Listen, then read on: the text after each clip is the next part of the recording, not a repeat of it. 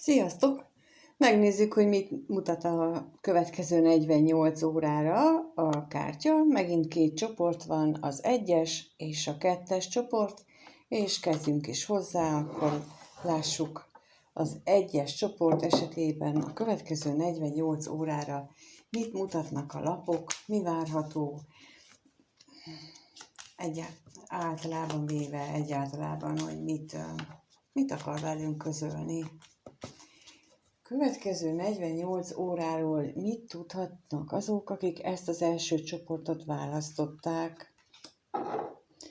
Az ő számukra mi érkezik?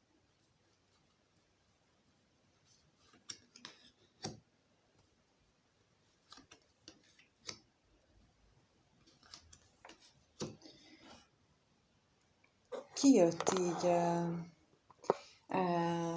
hűség, a női főszemély, a kasza, a korbács és a csillag lapja, és ez a női főszemély, aki lehetsz te is, vagy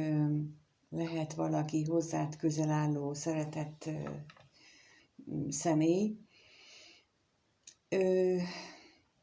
már egy jó ideje valamilyen nézetben van. Valamivel kapcsolatban az életében van egy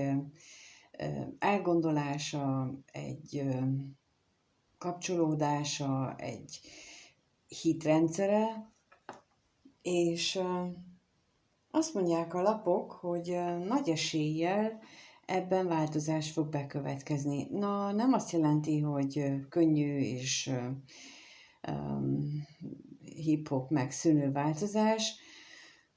Sokkal inkább azt mondják a lapok, hogy valamilyen fájdalmas úton történik ez a eddigi berögződés feladása, valamilyen fájdalmas tapasztalás lehetséges, vagy egyszerűen csak úgy döntesz, hogy jó, akkor itt végeztem ezzel, mert eddig nem jött az eredmény, és akkor a határidő lejárt, úgymond. Tehát, hogy most léped meg a változást. De megkérdezzük akkor, hogy mi volt ez a hűség, tehát mihez voltál ennyire hűséges, kitartó az elmúlt időszakban, amiben most már nagyon szeretnéd, hogy változás történjen. Mi az, amiben hűséges és kitartó voltál?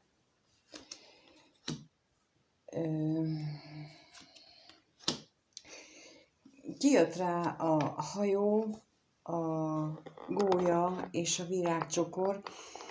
Így konkrétan nem akarják elárulni, lehetséges, hogy azért, mert túl sokan nézitek. Minden esetre így ezekkel a lapokkal pontosan erről beszél, hogy a változtatásba nem akartál beleállni, hogy elindulni egy új út felé, ami kellemesebb lenne, valami úgy tűnik én nekem, mint hogyha a régi fájdalmaidhoz ragaszkodtál volna, vagy ragaszkodnál még mindig, de akkor megkérdezzük itt a kasszát, hogy arra milyen információt kapunk, hogy milyen módon lesz ez a változás, mi fogja ezt így beindítani, esetleg erről kaphatunk-e valamilyen... Kijött a fa, a lóhere és a lilium, és ez megint csak nem arról beszél, hogy milyen módon, vagy mi lesz az, ami rá bír téged arra, hogy változtassál, lezárjál, döntésre jussál magadban, de arról beszél, hogy ez egy eléggé megalapozott döntés lesz, szerencse is kíséri, és őszinteség, tisztaság, őszinteség fogja kísérni, és akkor most még megkíséreljük.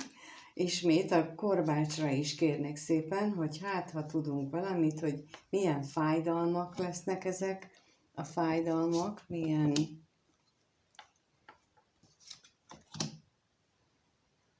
kijött rá a kulcs és a kereszt, megkerülhetetlen. Tehát nagyon sok esetben azt tapasztaljuk, hogy amikor úgy kellemes az életünk, jól mennek a dolgok, akkor nem nagyon foglalkozunk mi önismerettel. Nem nagyon foglalkozunk azokkal a dolgokkal, amelyekkel korábban a nehezebb időszakainkban, és most nekem az jön ebből, hogy lehetséges, hogy azért következik be itt ez a változás, és hogy megtapasztald valójában ezt a fájdalmat, és ennek hatására jutsz egy olyan döntésre, amelyik kirángat téged ebből az állapotból. Most az jutott így eszembe, hogy például nekem is volt így az életemben, főleg fiatalabb koromban, hogy így az önismereti utamat azt így félretettem. Mert másképp alakultak a dolgok, másik tapasztalás, más megéléseim voltak. Nem nyomott ennyire, nem fájt annyira, hogy ezzel foglalkozzak, és akkor szépen eltévejettem. És most ezt érzem ezekből a lapokból, hogy ti, akik ezt a csoportot választottátok, lehetséges, hogy ti egy ilyen úton vagytok, hogy nem akartok valamivel szembenézni, de itt erről beszélnek a lapok, hogy itt bizony erre sor kerülhet. És most így az is eszembe jutott, hogy holnap lesz a nap Szaturnusz szembenállás, és a nap az pedig rávilágít azokra a dolgokra, amikkel szembe kell néznünk, ami karmikus feladatunk, úgyhogy lehetséges, hogy ezt tükrözik itt ezek a kártyák, ezt az energiát tükrözik le, itt pontosabban ezek a kártyák most ezt hozzák ki, ennek az energiát, ezt az energiát mutatják meg, hogy néhányatoknál erre föl lehet készülni, hogy ilyen hatás fog benneteket érni, és azt mondják, hogy ne lepődjetek meg, ez így az élet vele járója, csak ha nem tudjuk, akkor sokkal nehezebben tudjuk ezt, vagy éljük meg, mint hogyha mondjuk fölhívják rá a figyelmünket, és akkor tudjuk, hogy ja, hogy ez ezért történik, és akkor olyan, mint hogyha egy kicsit könnyebbnek éreznénk ettől azt a nehézséget, amit ha nem tudjuk, hogy mi történik igazából, akkor elviselhetetlennek gondolnánk. Ezt meg tudjuk, hogy jó, ezek az energiák néhány napig vannak itt, és akkor utána megint könnyebb lesz majd egy kicsit, azt meg már fél lábbal is túlélem, és valahogy most, és ugye a csillaglapjával zárul, tehát mindenképpen egy kellemesebb közérzetet fogsz utána megtapasztalni, mert a csillaglapjával a gyógyulást mutatják a lapok is. Úgyhogy tulajdonképpen ez az, ami a következő 48 órában a lapokban megmutatkozik, hogy lehetséges ilyen megtapasztalásod, de ne aggódjál, hamar vége lesz, ennek meg kell történnie, és ne az a lényeg, hogy ne állj ellent, hanem ha érzed, hogy jön, akkor jaj, akkor hagyj jöjjön, legyünk túl rajta, tehát ez a nézőpont, ez nagyon segít, és hamarabb túllendülsz ezen az egészen. Köszönöm, ha itt voltál, megnézed, köszönöm, hogy lájkolsz, feliratkozol, és minden jót kívánok, erőt ehhez a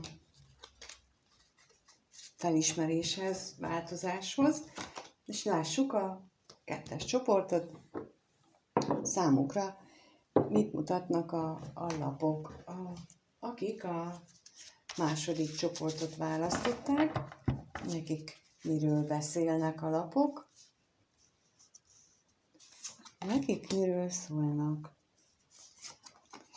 Hát, itt konkrétan érzelmekről, akik ezt a csoportot választották, itt nagyon fontosak az érzelmek,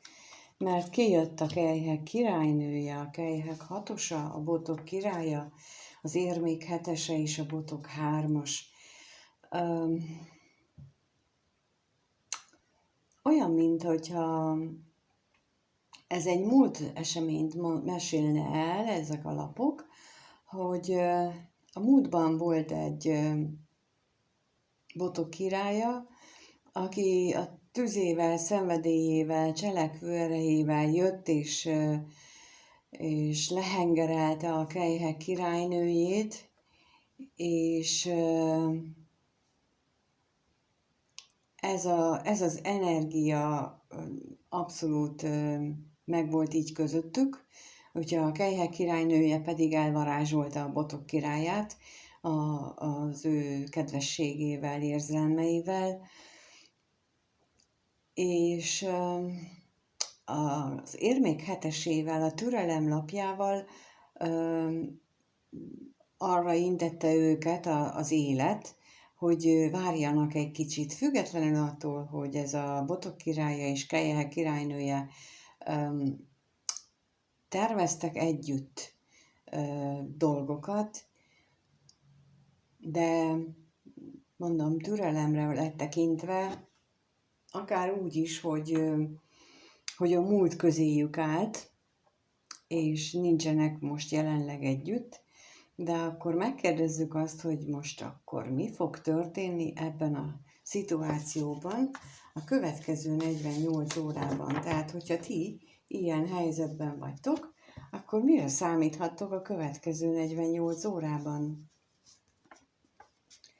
Kelyhek királynőjére kérek szépen.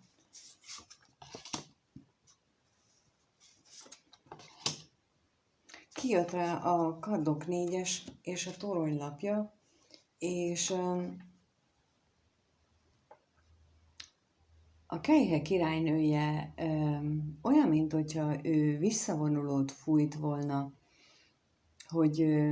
nyalogassa a sebeit, most, vagy gyógyulgasson, hogy újraépítse saját magát, és most itt a toronyból nem az jön nekem, hogy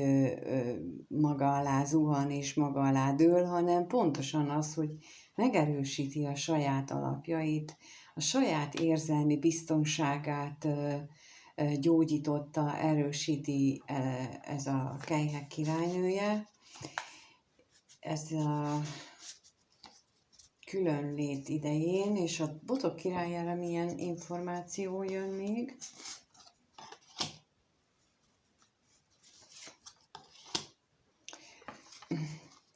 Az érmék kettesével és a kelyhek 10-esével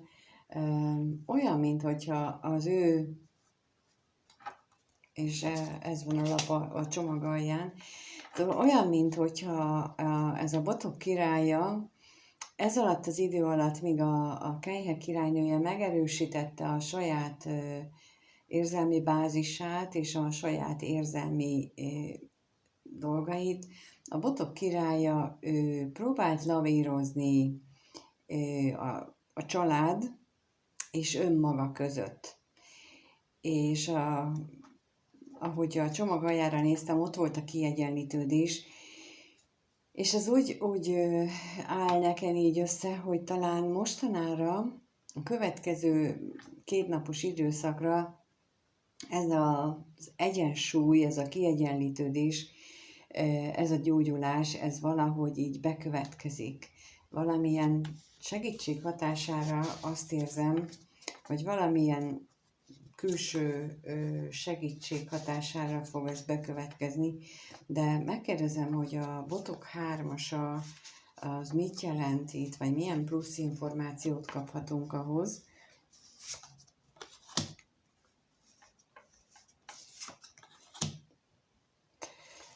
Kijött rá a botok 2-ese és a botok 6-osa, ami azt jelenti, hogy még nem indulnak be a dolgok. Lehetséges, hogy energetikai szinten most egyenlítődnek ki, és kerülnek olyan helyzetbe ezek az emberek, akik itt érintettek, tehát a Kejhek királynője és a Botok királya, hogy ezt a gyógyulás végbe megy bennük, de még várni kell arra, hogy ez az együttműködés közöttük létrejöjjön, és akkor a türelem rapjára is kérek még, hogy meddig kell várni, vagy erről mit tudhatunk meg, és kijött rá az akasztott ember és a Kejhek 9-es, tehát nem mondják meg, hogy meddig kell várni, mert még mindig a szünetről beszélnek a lapok, viszont azt kérik, hogy ameddig várni kell, addig találd meg a saját örömödet az életben, azokat az örömteli eseményeket, pillanatokat, amikor úgy örülhetsz, vagy örülsz az életnek. És ez, hát mondjuk lehetséges olyan is, hogy elmész a barátaiddal valahova, moziba, buliba, vagy ilyen, vagy csak kávézni, de lehet, hogy valakinek ez a Kejhek 9-es, ez egy olyan örömteli állapotot jelent, amikor csak egyszerűen a létezésnek örülsz. Annak, hogy kimész, és már végre nincs olyan iszonyú meleg, de azért még nagyon kellemes az idő, hogy gyönyörűen süt a nap, hogy szép az ég, és felhőket nézel, szóval egyszerűen csak úgy megéled az örömteli pillanatot, és így javasolja, hogy a várakozás idejét ilyen módon töltsd el, és ne azzal, hogy bevonulsz a szobába, és akkor sírsz, és gondolkodol, hogy most akkor miért történik veled mindez, meg ilyen dolgok. De kérhet segítséget is, az, hogy hogyan éld meg, ezt így elmondhatod magadban, hogy hogyan lenne a legjobb számodra mondjuk megélni ezt a jelenlegi helyzetet, vagy hogy mi az, ami kivezetne ebből téged, vagy a legjobban szolgálná a te fejlődésedet, és akkor ehhez, amíg megérkezik a válasz, addig pedig az a lapoknak a tanácsa, hogy élvezd ki az életet.